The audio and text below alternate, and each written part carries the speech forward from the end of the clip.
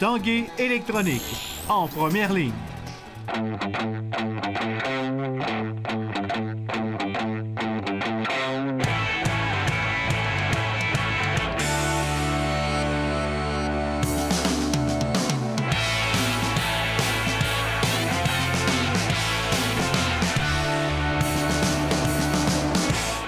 À tous un bon mardi et bienvenue à l'Esprit sportif. Dans l'émission, un peu plus tard, on parlera de boxe car c'est ce soir au Hilton de Québec que s'amorçaient les championnats canadiens de boxe amateur. On en parlera avec le directeur exécutif de Boxe Canada.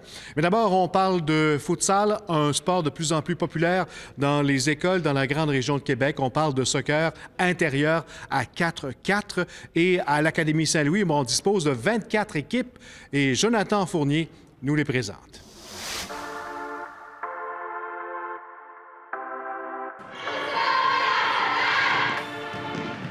De passe, Steve.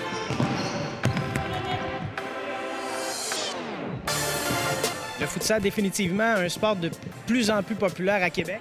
Oui, tout à fait. On le voit année après année. On a de plus en plus de joueurs qui viennent intégrer notre programme, justement parce qu'ils sont attirés par le futsal autant que par le soccer à 11. Mais on a la particularité de faire du futsal à l'automne, d'avoir un bon programme, donc ils aiment beaucoup ça. Tu vas du côté du défenseur, hein? Plus on avance, plus le futsal se développe, plus les joueurs qui sont des joueurs de Ligue Elite en règle générale intègrent le futsal, ou les joueurs qui veulent se développer au niveau technique intègrent le futsal, et oui, c'est en plein essor.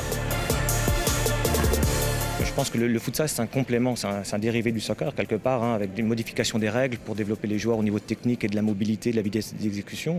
Ça reste que c'est un complément de formation. Nous, en travaillant le futsal, on s'aperçoit que nos joueurs progressent et ça leur bénéficie après quand ils jouent dans les clubs ou quand ils font du soccer à 7 ou à 11 dans les clubs civils.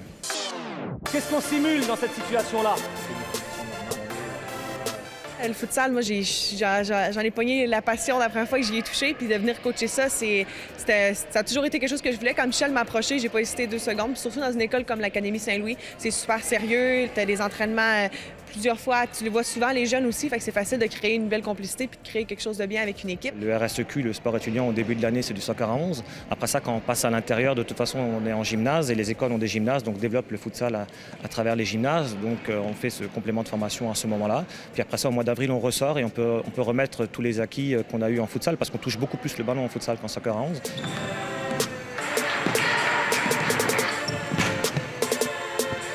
Parmi les 24 équipes de l'Académie Saint-Louis, il y en a quelques-unes qui ont vécu l'expérience des championnats provinciaux. Oui, on a 5 équipes qui ont vécu les championnats provinciaux cette année. Il y avait 6 accès au niveau féminin. On a réussi à en gagner 5. Donc nos équipes de secondaire 1, de secondaire 2, de secondaire 3, de 4 et de 5 ont eu le bonheur de gagner la région pour aller représenter la région au niveau du championnat provincial. Ça a bien été puisque nos 2 équipes Benjamin ont fini 2e et 4e. Nos équipes cadettes de secondaire 4 a gagné. Notre deuxième équipe de cadettes a fini 4e et notre équipe de juvénile a fini 5e sans perdre de match. Ils ont été éliminés au pénalty. Donc ça a été de très beaux résultats.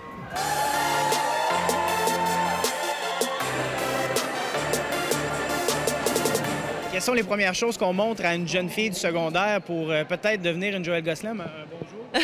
D'avoir de la passion, de jamais lâcher, puis surtout de croire que tu peux faire des grandes choses. Je pense que c'est ça qui a été la clé aussi de gagner les provinciaux avec cette équipe-là. Au début, on s'est mis un objectif, puis on y a cru jusqu'à la fin. Et quand on est arrivé en finale, on le savait que c'était à portée de main, puis c'est ça qu'on est allé gagner, là.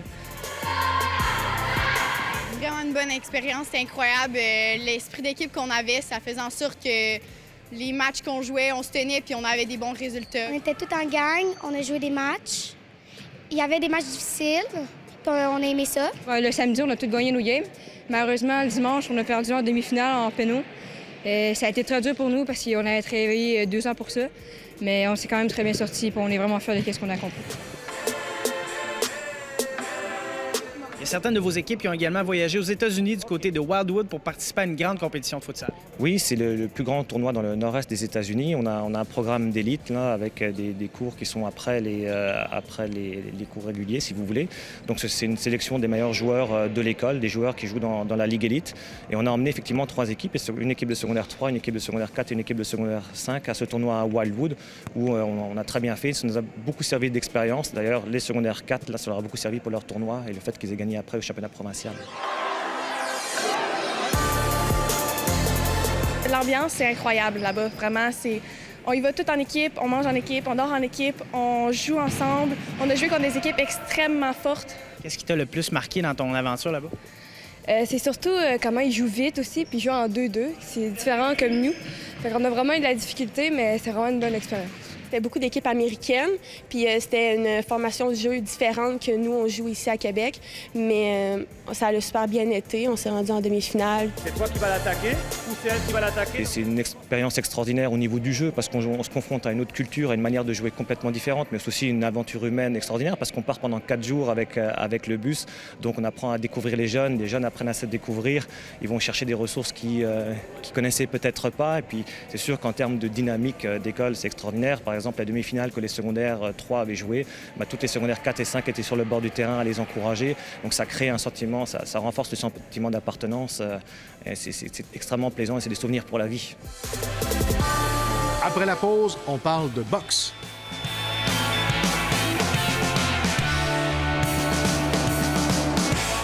L'Esprit sportif souligne l'excellence du Rouge et Or football. C'est en route vers une 10e Coupe Vanier que la formation de Glenn Constantin amorcera la prochaine saison. En levée de rideau, un affrontement face au Vert et Or le 26 août au Stade TELUS. Avec les Hugo Richard, Mathieu Batz, Adam Auclair et Anthony Dufour, le Rouge et Or s'annonce difficile à battre. Et que dire de la relève? Samuel Maranda-Bizot, David Côté et Mathieu Robitaille, des étoiles du football collégial.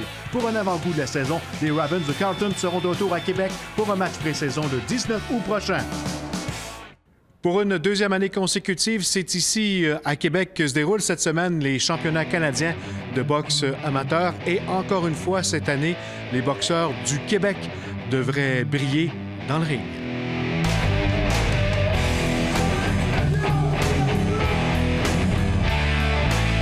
Il y a beaucoup de compétitions. On est environ une centaine du Québec.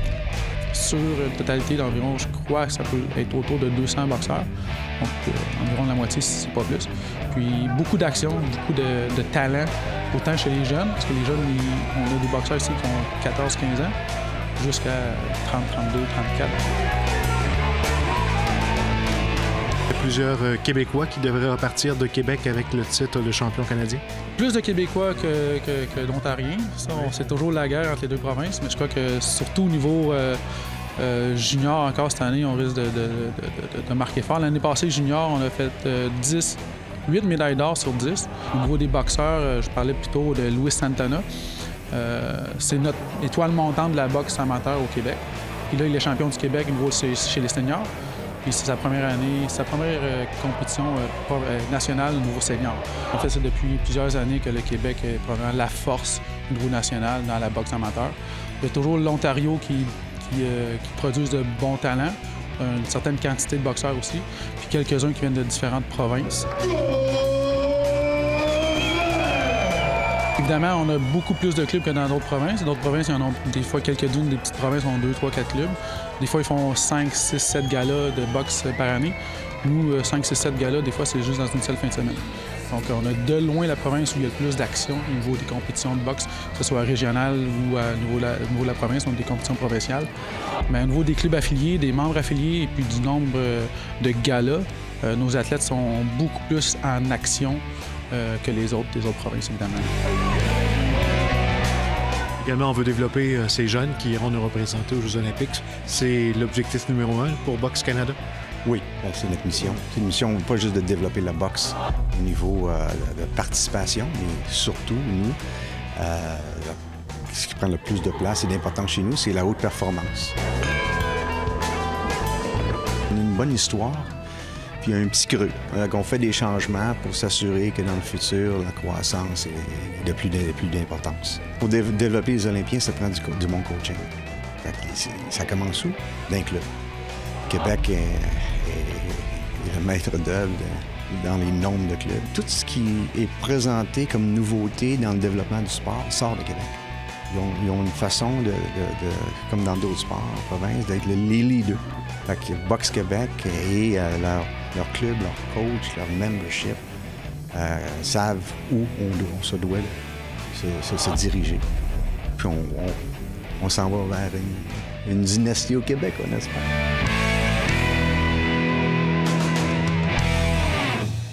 Maintenant, c'est vendredi dernier, du côté de Cap-Rouge, que 2 aventuriers, 2 canotiers ont pris le départ pour la traversée du Canada en canot.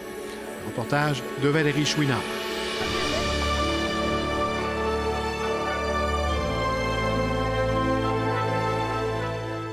Des coups de pagaie. Pascal et Constant en exécuteront des milliers dans les prochaines semaines. On fait du plein air depuis vraiment longtemps. Camping, c'est ce qui nous allume. Fait que on s'est dit qu'on allait se prendre une année pour faire un long voyage de camping. Ce long voyage, c'est de traverser le Canada en canot, rien de moins. 7000 km dans le but d'atteindre Inuvik, une ville située dans les territoires du Nord-Ouest. On prend la route des voyageurs du temps. Puis ça va être super intéressant, prendre les mêmes portages qu'eux, puis vraiment revivre tout ce qu'ils ont vécu. Dormir dans une tente sur les berges, ils vivent l'aventure jusqu'au bout. L'excursion doit être bien planifiée. Il leur a fallu amasser 25 000 $ pour financer le projet. On parle de notre canot, notre deck, nos avirons, nos barils, nos sacs de portage, nos dry suits, nos vestes. On a à peu près 20 jours de nourriture dans notre baril à la fois.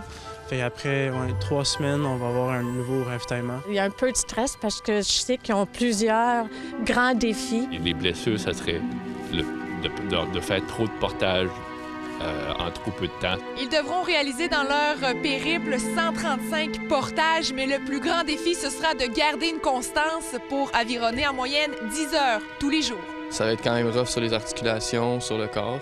Il va falloir se surveiller, s'assurer qu'on est en santé. C'est complet, je trouve, comme expérience ce qu'ils sont en train de faire. Alors oui, c'est un gros défi physique, mais ça va apporter beaucoup plus que ça. C'est récemment que je me suis dit que c'est quelque chose de dangereux à faire quand même. Là, les risques qu'il y a à faire ça, c'est quand même intense. C'est quelque chose de... Il peut se passer de n'importe quoi. Alizé pourra être rassurée, les aventuriers amènent avec eux le matériel nécessaire pour rester en contact avec la civilisation. Les 2 hommes souhaitent amasser pendant leur voyage des fonds qui seront remis à la Société pour la nature et les parcs du Canada. Valérie Chouinard, TVA Nouvelles, à Québec. Voilà pour l'Esprit sportif en ce mardi. On vous rappelle, cette semaine, ici au Hilton de Québec, la présentation des championnats canadiens de boxe amateur. On vous invite à venir encourager, entre autres, nos boxeurs de Québec et du Québec. Bye, à demain.